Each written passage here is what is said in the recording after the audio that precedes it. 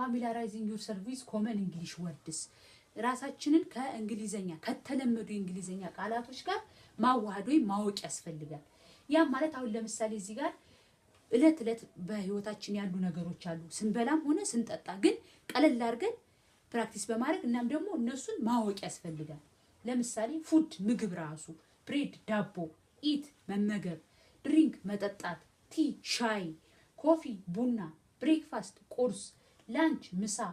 ዲነር እራት እነዚህ በሙሉ ምግብ ጋር የተያያዙ ናቸው ሌላው ደግሞ yes ነው ወይም ተስማምቻለሁ ኖ አይደለም ወይም አልስማማ good or bad ጥሩና መጥፎ good ማን ነው ጥሩ bad ማን ነው መጥፎ ማለት ነው this ቅርብ ላለ ነገር ይሄ የምንለው ነው that ሩቅ ላለ ነገር that እንላለን before ቀድሞ ለሚመጣ ከአንድ ነገር በፊት ቀድሞ ለሚመጣ before እንላለን after ደግሞ ከአንድ ነገር ቀጥሎ ወይም በኋላ ለሚመጣ ነገር inside ደግሞ ከአንድ ነገር ውስጥ ያለ ነገር inside እንላለን outside ደግሞ ከአንድ ነገር ወይም ከቤትም ከምንም ሊሆን ይችላል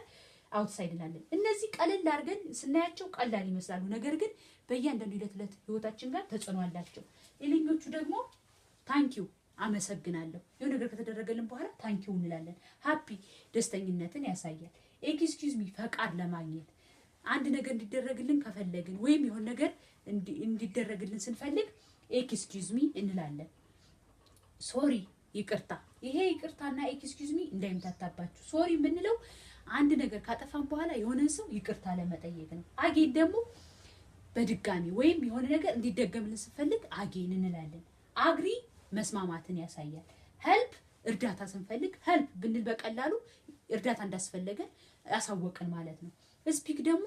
መናገር ልክ አሁን እንደምናገረው speak ማድረግ ማለት ነው ስለዚህ እነዚህ በሙሉ ከማን ይመደባሉ familiarizing yourself with common English words ማለት ነው